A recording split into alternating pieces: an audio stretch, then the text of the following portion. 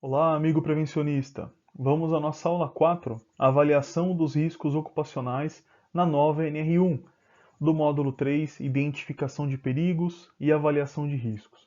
Eu sou o professor Luiz Silva e estarei com vocês nessa aula.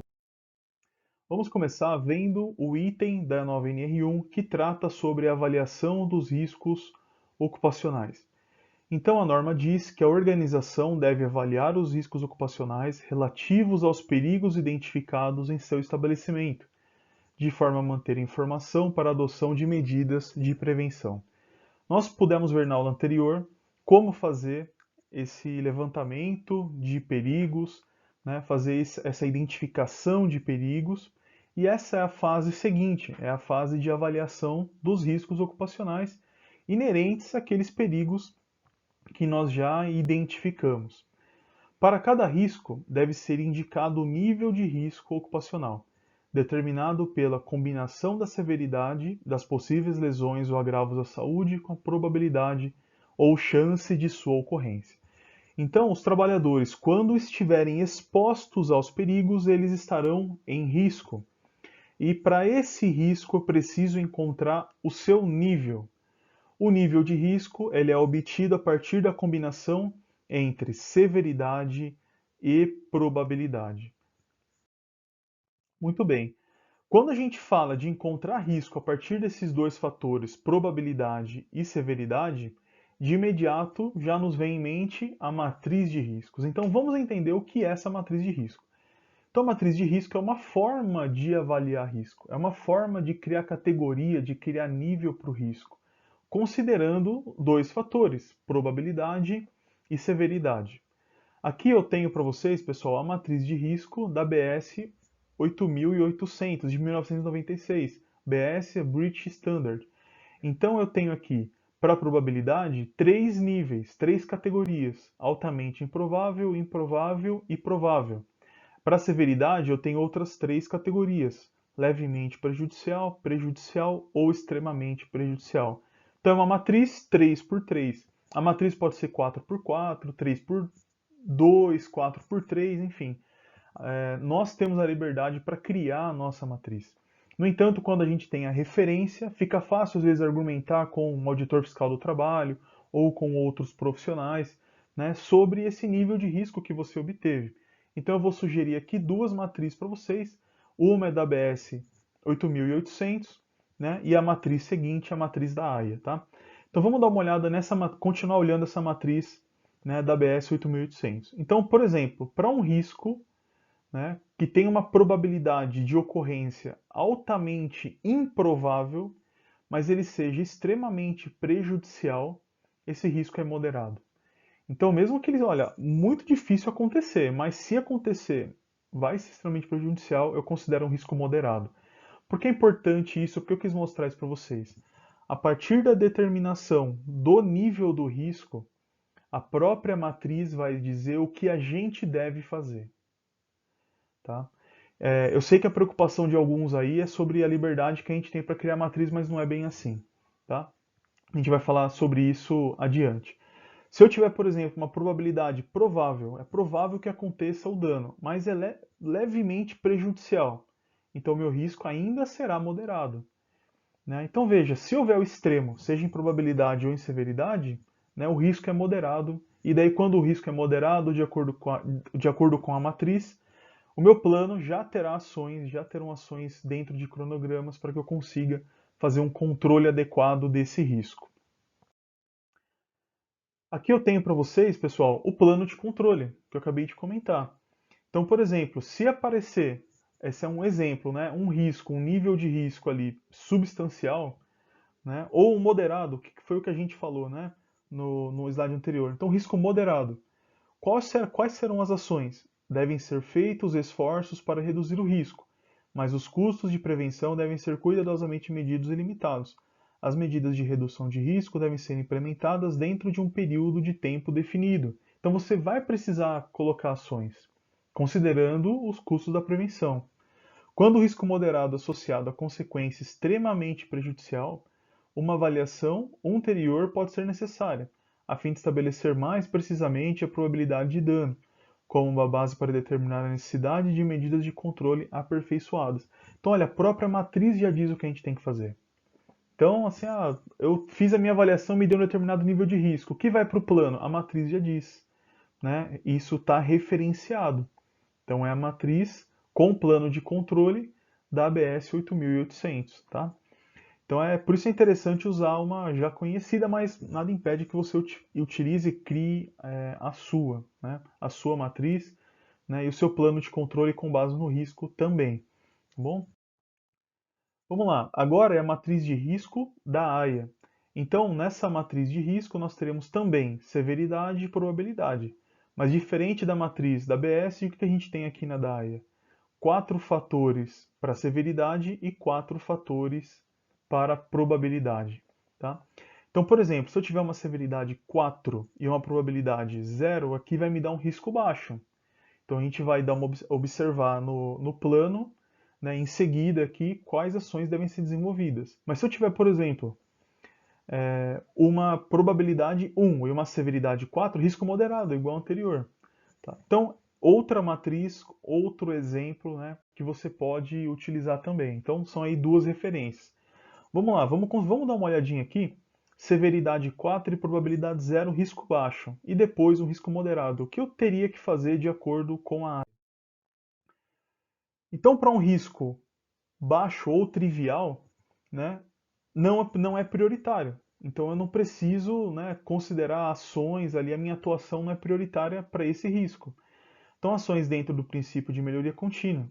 Pode ser necessária avaliação quantitativa do GHE para a confirmação da categoria, a critério do profissional de higiene ocupacional, mas não é prioritário. Se eu tiver um moderado aqui, iniciar o processo de avaliação quantitativa do GHE para confirmação da categoria e monitoramento periódico.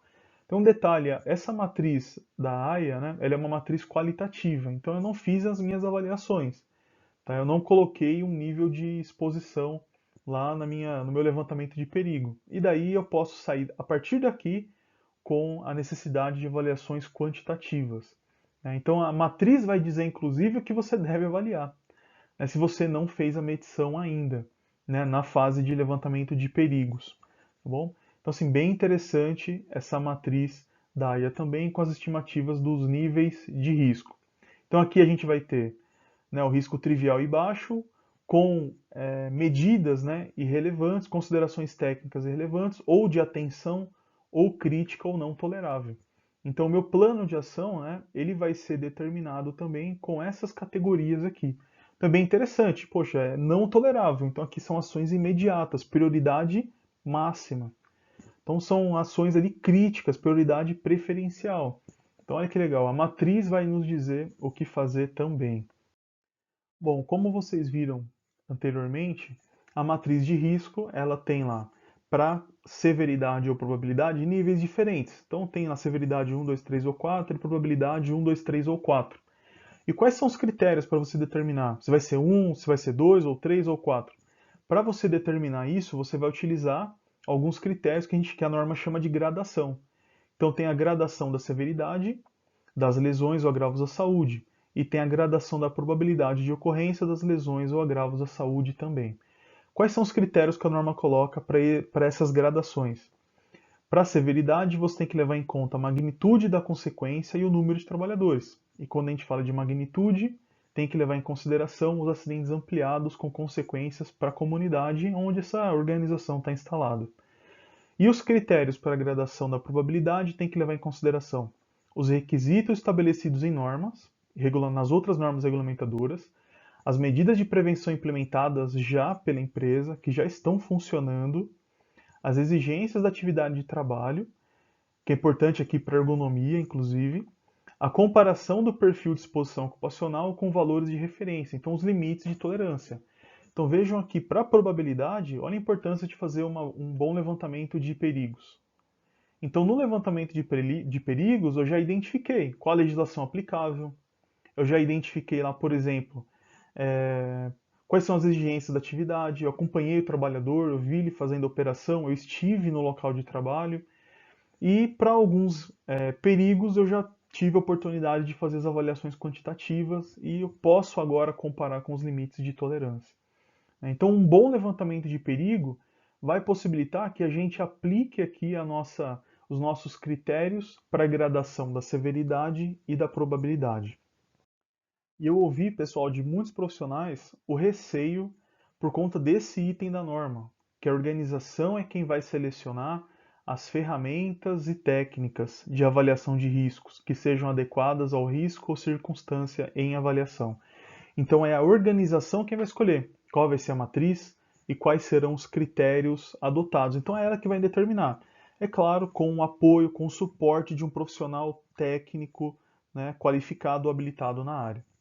Mas por haver a liberdade da escolha da matriz, alguns profissionais prevencionistas, né, acreditam que pode haver, por exemplo, a diminuição de um risco para que não seja colocada uma ação no plano.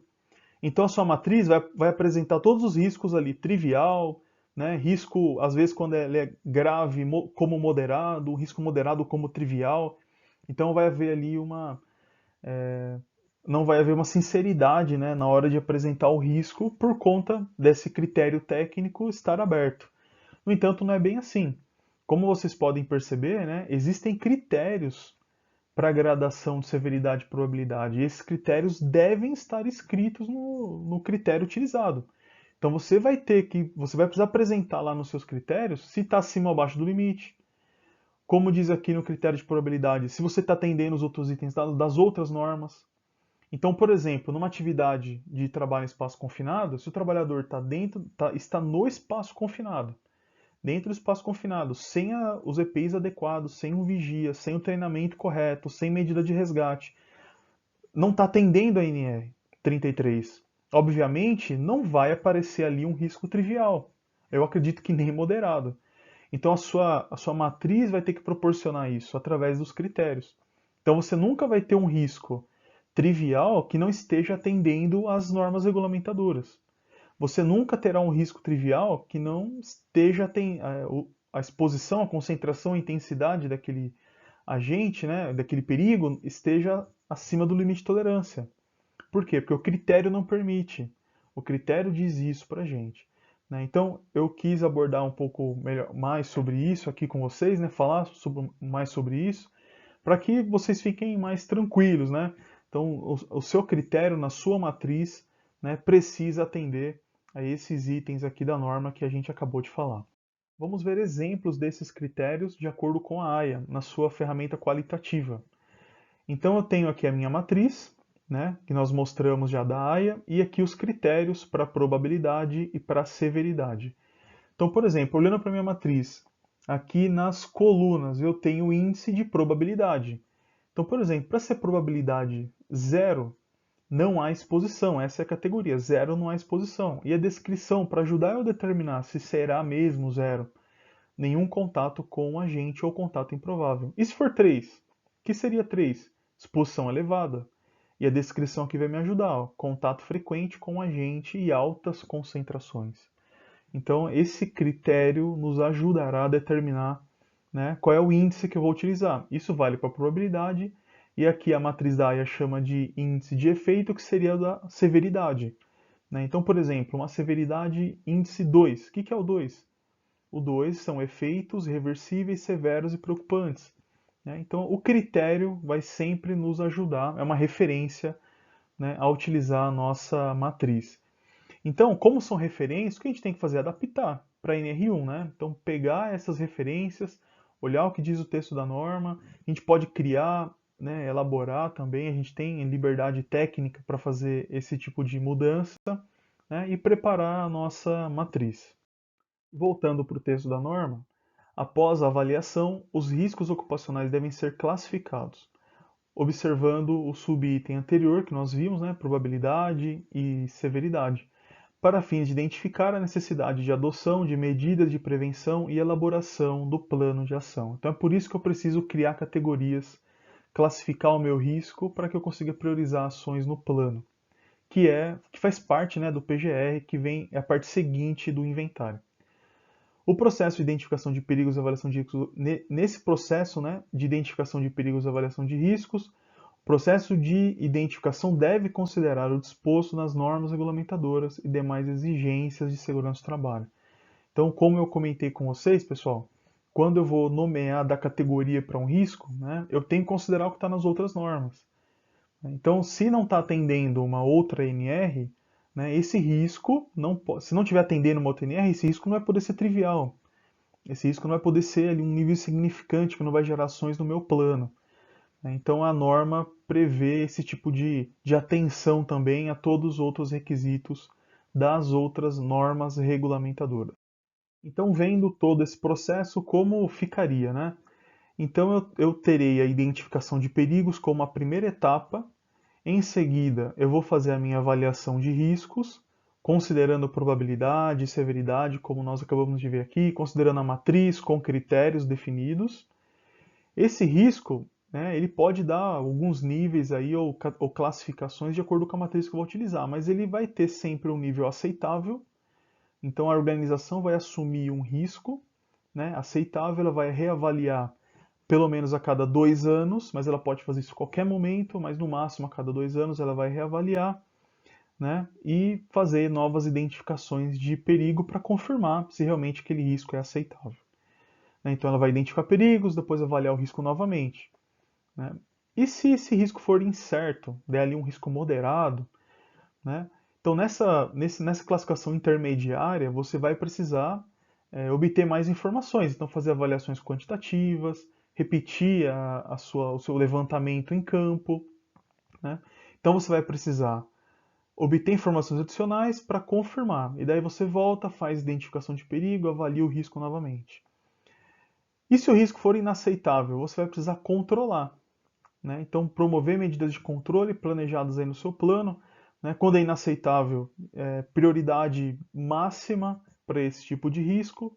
Né? E daí tomou as ações, desenvolveu as ações para confirmar se elas realmente atendem. Volta lá no processo, identifica perigos, avalia o risco e vê qual é o nível seguinte. Então, todo esse processo aqui, né, de reavaliação, obter informações adicionais, controlar para os diferentes níveis e categorias de risco que a gente terá, é um critério de julgamento do risco e tomada de decisão. Então, no fundo, por que a gente avalia o risco? Para tomar a melhor decisão. Né? Para que a gente possa administrar o nosso risco, fazer o gerenciamento do risco ocupacional. Por isso, eu preciso passar por todas essas etapas. Bom, vamos lá para a hora da revisão. Então, o que nós vimos? Nós vimos sobre a avaliação dos riscos. Nós vimos que os riscos eles terão categorias. Essa categoria é obtida a partir de uma matriz que leva em consideração probabilidade e severidade. Nós apresentamos aqui dois modelos para vocês, a BS 8800 e da AIA também de 2015. Então, você tem algumas referências, mas a norma permite que você crie também, né, a sua matriz com os seus critérios, atendendo requisitos que a norma coloca para esses critérios. Né? Então, a norma prevê, né, um cuidado com esse critério para que a gente não majore o risco e também não diminua esse risco, para que a gente seja realmente sincero com o risco que existe no local de trabalho, né? Porque fazendo a classificação correta do risco, a gente pode tomar a melhor decisão. No fundo é isso. Muito bem, pessoal. Terminamos aqui a nossa aula. Agradeço a todos pela atenção. Fiquem com Deus e até a próxima.